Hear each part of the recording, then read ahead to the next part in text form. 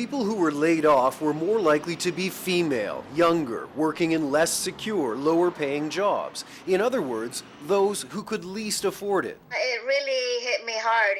Nadina Benez cleans rooms at the Hyatt Regency in Vancouver. On a single income, she was helping support her family back in the Philippines until she and her co-workers were sent home March 15th. A lot of us were panicking. How are we gonna survive? How are we gonna pay our rent? Nearly 1/3 of all the job losses in Canada were in the hospitality industry. Majority of our members are people of color, immigrants, and you know, they do live paycheck to paycheck.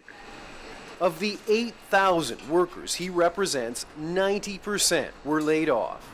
Ontario and Quebec, with the largest populations, had the most people looking for work, but no region and almost no sector was spared. We've reached a point where economic analysis falls to the wayside, and we can't help but think about how this is a disastrous and tragic situation. Alberta, with an economy that had already been lagging for years, is dealing with both the pandemic and collapsing oil prices. People are just plain scared and don't know whether or not they're going to be able to have a good paycheck to be able to pay their mortgage. I'm at the end of my career. The self-employed also struggling. At 57, this Vancouver Pilates instructor worries she may not be able to pick up again when this is all over. So this might be the end for me. I might just be limping along in poverty for the rest of my life. Even people still working have had their hours cut. One small positive note, most who were laid off said they expected to get their jobs back within 6 months. Aaron Saltzman, CBC News, Toronto.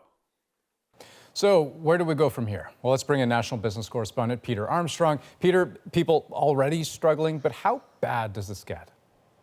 We can only say, Andrew, that it will get worse. I mean, this survey really only looked at the state of things through March 21st. And remember, it got really bad after that. And from an economics perspective, remember, this isn't just some downturn. This is a shutdown, a unique, unparalleled event. And every time somebody forecasts how bad it's going to be, the end result comes in way worse than even the pessimists had predicted. The Prime Minister, Justin Trudeau, trying to reassure Canadians about all of this. Let's have a listen to what he said today. Things will get better. And once they do, you can be sure that our country will come roaring back. And so the question, Peter, how realistic is that? Well, think to yourself what things are going to look like on the other side of this, months from now. All those people that Aaron Saltzman talked to, hotel workers, restaurant workers, a Pilates gym, when are you going to start going back to those kinds of places? Probably not right out of the gates. You know, they talk about a V-shaped recovery, sharp drop down, sharp drop back up. Maybe it's more of a check mark with a long gradual resumption. That's going to have policy implications, not just for those workers, but for the government as well. Good insight. Peter, thanks so much. You bet.